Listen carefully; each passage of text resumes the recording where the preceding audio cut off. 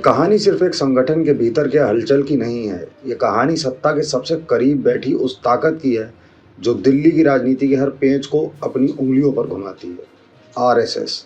और ये कहानी उस चेहरे की भी है जिसकी ताजपोशी लगभग तय मानी जा रही थी, शिवराज सिंह चौहान। लेकिन फिर कुछ हुआ, कोई बात बिगड़ी, कोई समीकरण बदला और वो चिट्ठी जो उनके नाम की घोषणा के लिए तैयार थी, वो दोबारा रिव्यू बॉक्स में डाल दी गई। सब कुछ तय था। आरएसएस ने पूरी मंथन प्रक्रिया के बाद जब शिवराज सिंह चौहान के नाम पर मोहर लगाई तो बीजेपी मुख्यालय से लेकर नागपुर तक सबके चेहरे पर एक संतोष था। शिवराज, जिन्हें मामा के नाम से जाना जाता है, मध्य प्रदेश की राजनीति के सबसे अनुभवी और लोकप्रिय चेहरों में से हैं। वे एक समय संजय जोशी के नज़दीकी माने जाते थे और उन्हीं जोशी की वापसी को लेकर इन दिनों बीजेपी और आरएसएस के अंदर गहरी हलचल है। इस पूरी पृष्ठभूमि में शिवराज एक ऐसा नाम थे जो न केवल अनुभवी थे बल्कि हर गुट के लिए स्वीकार्य भी। चिट्ठी तैयार थी, लेकिन फिर कुछ हुआ।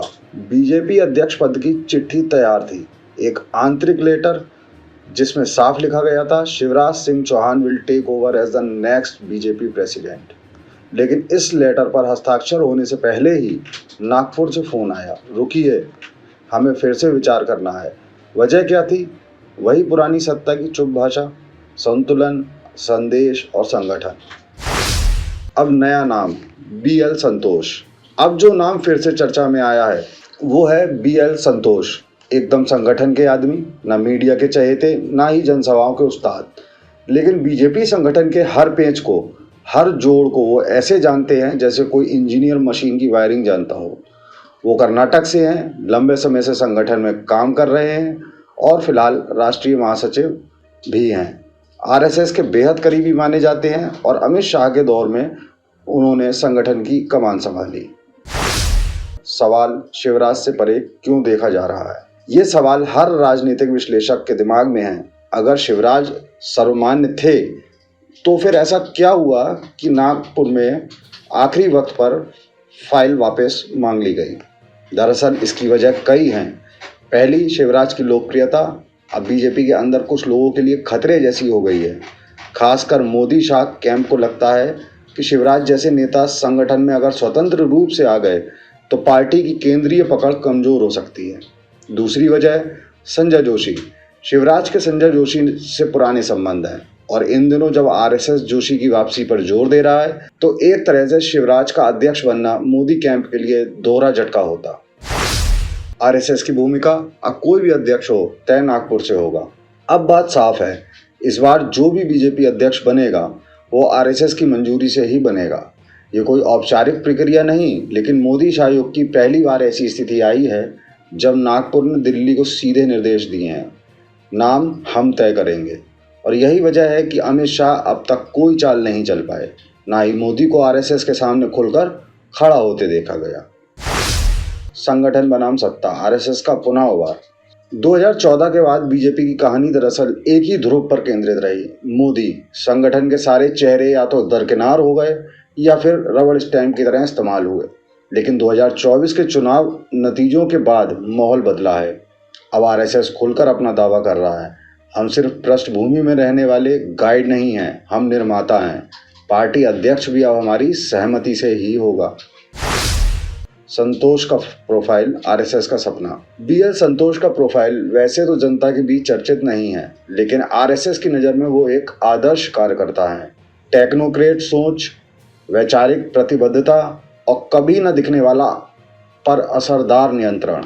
उन्हें मोदी शाह कैंप का विरोधी नहीं बल्कि आरएसएस का प्रोजेक्ट माना जा रहा है और यही बात शिवराज के सामने उन्हें बड़ा विकल्प बनाती है। अगर शिवराज ना हुए अध्यक्ष तो उनके लिए क्या आगे? अगर शिवराज सिंह चौहान को अध्यक्ष पद से दूर किया गया तो उनके लिए क्या विकल्प हैं? क्या वो फिर से मध्य प्रदेश की राजनीति में लौटेंगे या फिर उन्हें कोई और केंद्रीय भूमिका मिलेगी? सूत्र बताते हैं कि शिवराज के लिए दिल्ली में एक डिप्टी प्राइम मिनिस्टर जैसी भूमिका का प्रस्ताव हो सकता है ताकि उन्हें संगठन से अलग रखा जाए लेकिन सम्मानजनक स्थिति भी दी जाए। मोदी शाह की चुप्पी, साजिश या स्वीकार? सवाल ये भी है कि जब सब कुछ नागपुर से तय हो रहा है तो क्या मोदी शाह ने हार मान ली है या फिर कोई नई रणनीति चल रही है?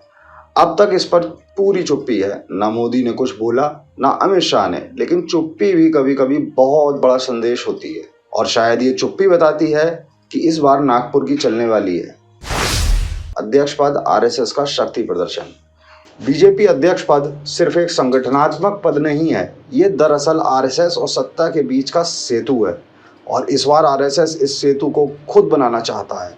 इसलिए चाहे वो शिवराज हो या संतोष, चेहरा कोई भी हो, लेकिन फैसला नागपुर से होगा। ये संदेश बीजेपी के हर नेता को अब समझ आ गया है।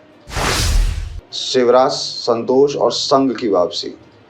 कहानी का अंत अब भी तय नहीं है, नाम पर सस्पेंस है, लेकिन एक बात तय है, ये सिर्फ अध्यक्ष की नियुक्ति नहीं, बल्कि आरएसएस की पुनर्स्थापना का दौर है। शिवराज सिंह चौहान अगर बनते हैं तो वो संघ के समर्पित नेता के रूप में बनेंगे, और अगर बीएल संतोष बनते हैं तो वो संघ की पूर्ण योजना के तहत बनेंगे। इस पूरी प्रक्रिया में मोदी शाह की भूमिका लगभग ऑब्जर्वर जैसी रह गई है। सवाल अब नाम का नहीं है, सवाल अब नीयत का है। नाम आएगा तो साथ में आएगी लिस्ट, और लिस्ट में हो सकते हैं मंत्रालयों के कद्दावर चेहरे, मुख्यमंत्री के सिंहासन और उन तमाम चेहरों की अदला बदली जिनके पीछे अब तक था प्रधानमंत्री का आशीर्वाद, लेकिन अब मैदान में उतर चुका है नागपुर। जी हां, अब आरएसएस की बारी है और वो भी फाइनल स्कोर मांग रहा है। बीजेपी अध्यक्ष कौन? सत्ता के संग्राम की शुरुआत। बीजेपी के नए अध्यक्ष की तलाश अब महज संगठनात्मक कवायद नहीं रही, ये एक वैचारिक संघर्ष बन चुका है। नागपुर के संघ मुख्यालय में अब साफ शब्दों में कहा गया है, नाम दो, अब भी दो, और नाम वही दो जो हमारा हो। यानी अब आरएसएस चाहती है कि बीजेपी का नया अध्यक्ष आरएसएस का प्रतिबिंब हो, ना कि मोदी शाह युग का विस्तार। क्योंकि नाम तय होते ही नीति तय होनी है, नीति तय होते ही चेहरे बदलने, और चेहरों की इस बदलती बयार में सबसे बड़ा सवाल है कि योगी आदित्यनाथ की गोरखपुर से चलती सत्ता रेल लखनऊ स्टेशन पर रोकी जाएगी। दिल्ली वर्सेस लखनऊ, खामोश जंग का शोर। दिल्ली में अमित शाह और जेपी नड्डा की जोड़ी अब संगठन की सत्ता छोड़ने को मजबूर है, लेकिन जाते जाते वो ऐसा चेहरा छोड़ना चाहते हैं जो नरेंद्र मोदी मॉडल को आगे बढ़ाए, जबकि संघ अब संघ मॉडल वापस चाहता है। और यहीं से शुरू होती है दिल्ली बनाम लखनऊ की सियासत। लखनऊ की सत्ता में योगी आदित्यनाथ बैठते हैं, जो खुद को हिंदुत्व का सबसे बड़ा ब्रांड मानते हैं, लेकिन नागपुर को अब लग रहा है कि ये ब्रांड थोड़ा ज्यादा ही स्वतंत्र हो चला है। न सिर्फ स्वतंत्र बल्कि संघ के आदेश को चुनौती देने वाला भी। यही वजह है कि पिछले 2 महीनों में प्रधानमंत्री कार्यालय पीएमओ से योगी के करीबियों के तबादले हुए। 2 ऐसे अधिकारी बदले गए जो सीएम कार्यालय की नाक थे, और उनकी जगह आए वो जो दिल्ली के माने जाते हैं। अब सवाल ये उठता है कि अगर बीजेपी का अध्यक्ष संघ का बनता है तो क्या योगी का किला बचेगा? नागपुर का धैर्य अब खत्म। आरएसएस को पिछले कुछ वर्षों में मोदी शाह की जोड़ी ने एक किनारे कर दिया था। संगठन के निर्णय लेने की प्रक्रिया को पूरी तरह केंद्रीय नेतृत्व ने अपने हाथ में ले लिया था, लेकिन अब संघ ने 2 टूक कह दिया है। अब और प्रतीक्षा नहीं। अगर पार्टी का अध्यक्ष संघ के बाहर से आया तो ये स्पष्ट संकेत होगा कि संघ को केवल चुनाव जिताने के लिए रखा गया है, निर्णय लेने के लिए नहीं।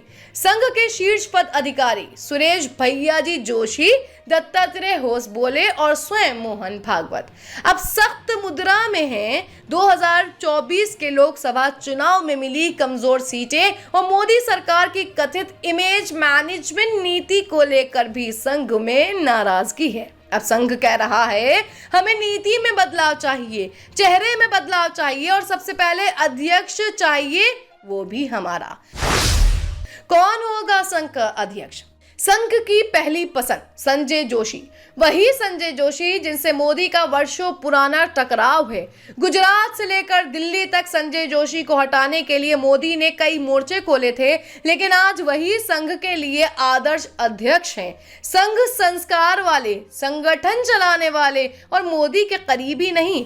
अन्य नामों में है स्वदेश सिंह, युवा चेहरा, संघ पृष्ठभूमि लेकिन अनुभव की कमी। भूपेंद्र यादव, मोदी के करीबी लेकिन संघ का आशीर्वाद पाने की कोशिश में सुनील बंसल योगी के करीबी लेकिन हाल ही में दिल्ली से दूर किए गए। आरएसएस के संकेत साफ हैं। अगर अध्यक्ष संघ से हुआ तो पार्टी की नीति तय करने का हक भी संघ के पास रहेगा। फिर योगी का क्या होगा? अब बात करते हैं सबसे संवेदनशील मुद्दे की, योगी आदित्यनाथ की कुर्सी। संघ में दो राय हैं। एक धड़ा मानता है कि योगी को हटाना अभी खतरे से खाली नहीं, वहीं बीजेपी का हिंदुत्व चेहरा है और उत्तर प्रदेश में पार्टी की पकड़ उन्हीं की वजह से बनी है। दूसरा धड़ कहता है अब योगी नियंत्रित नहीं हो रहे, वो अपने एजेंडे पर चल रहे हैं, संघ और केंद्र की नीति से अलग। और सबसे बड़ी बात, अब वो मोदी के बाद की रेस में दिखने लगे हैं। मंत्रालयों में संभावित फेरबदल, सिर्फ मुख्यमंत्री नहीं बल्कि केंद्रीय मंत्रिमंडल में भी बड़े बदलावों की संभावना है। अगर अध्यक्ष संघ से आता है, खासकर ये मंत्रालय फोकस में रहेंगे। गृह मंत्रालय, अमित शाह की पकड़ अभी भी मजबूत है लेकिन आरएसएस इस मंत्रालय में दूसरा चेहरा चाहता है। शिक्षा मंत्रालय, संघ इसे अपनी प्रयोगशाला मानता है। धर्म, संस्कृति और पाठ्यक्रम पर बदलाव की दिशा तय करनी है। सूचना एवं प्रसारण मंत्रालय, मोदी समर्थक पत्रकारों को हटाकर संघ समर्थक विचारों को लाना। संघ की रणनीति पूरी तैयार। संघ अब दो चीजें तय करना चाहता है, बीजेपी का नेतृत्व उनके अनुसार हो, सरकार की नीतियां राष्ट्र निर्माण की ओर लौटें, व्यक्तिवाद की ओर नहीं। इसके लिए अध्यक्ष का नाम पहला कदम। और जैसे ही अध्यक्ष संघ का आया, ये मान लेना चाहिए कि दिल्ली से लेकर लखनऊ तक बहुत कुछ बदलेगा। हो सकता है लखनऊ में सिंहासन बदले और हो सकता है दिल्ली में नीति। मोदी को भी ये संकेत मिल चुके हैं, तभी वो हाल ही में नागपुर गए जहां 10 मिनट की गहन चर्चा हुई और फिर मोहन भागवत दिल्ली आए प्रधानमंत्री निवास पर। दोनों जगह से निकलकर कोई मुस्कुराता चेहरा नहीं दिखा। नाम से शुरू हुआ संघर्ष अब चेहरों के भविष्य तक पहुंच चुका है। अगला बीजेपी अध्यक्ष कौन होगा? इस सवाल का जवाब सिर्फ संगठनात्मक नहीं, सियासी भूकंप बन सकता है। और भूकंप की लहरें अगर लखनऊ पहुंची तो क्या योगी के किले की नींव हिलेगी या फिर कोई नया संत बनकर सत्ता में प्रवेश करेगा? आपके विचार जानना चाहेंगे। क्या वाकई संघ अब निर्णायक हो चुका है या ये भी एक और शतरंजी चाल है? पिछले 11 सालों में मोदी सरकार ने हिंदुत्व और राष्ट्रवाद के नाम पर एक मजबूत वोट बैंक बनाया, लेकिन इस दौरान ऊपरी जातियों और अल्पसंख्यकों खासकर मुसलमानों के बीच खाई बढ़ी। ओबीसी और दलित, जो बीजेपी के वोट बैंक का बड़ा हिस्सा है, भी सामाजिक न्याय की मांग करने लगे। ये खाई भाजपा के लिए खतरा बन रही थी। 2014 और 2019 में बीजेपी ने ओबीसी, दलित और ऊपरी जातियों को हिंदुत्व के छाते तले लाया, लेकिन 2024 में विपक्ष ने सामाजिक न्याय और जातिगत जनगणना को हथियार बनाया। कांग्रेस के राहुल गांधी ने कहा कि 50% आबादी ओबीसी, 15% दलित और 18% आदिवासी हैं और उन्हें उनका हक मिलना चाहिए। बीजेपी को डर था कि अगर वो इस मुद्दे को नजरअंदाज करती है तो उसका ओबीसी वोट बैंक छिटक जाएगा। लेकिन जातिगत जनगणना का ऐलान बीजेपी के लिए दोधारी तलवार था। एक तरफ ये ओबीसी और अल्पसंख्यकों को लुभा सकता था तो दूसरी तरफ ये हिंदुत्व की एकता को तोड़ सकता था, क्योंकि ऊपरी जातियां जो बीजेपी का कोर वोट बैंक है, इसे सत्ता का बंटवारा मान सकती थी। 29 अप्रैल की मुलाकात में 3 बड़े मुद्दे उठे। पहलगाम हमले पर कार्रवाई, बीजेपी के संगठनात्मक चुनाव और जातिगत जनगणना। बीजेपी के राष्ट्रीय अध्यक्ष का चुनाव लंबित था, जेपी नड्डा का कार्यकाल खत्म हो चुका था और आरएसएस चाहता था कि नया अध्यक्ष उनकी वैचारिक लाइन पर चले। सूत्रों के मुताबिक भागवत ने सुझाव दिया कि संजय जोशी को संगठन मंत्री बनाया जाए। ये एक ऐसा पद है जहां से वो बीजेपी के फैसलों को प्रभावित कर सकते हैं। अमित शाह, जो अब तक जेपी नड्डा के पीछे सभी फैसले ले रहे थे, उनके लिए ये एक चुनौती थी।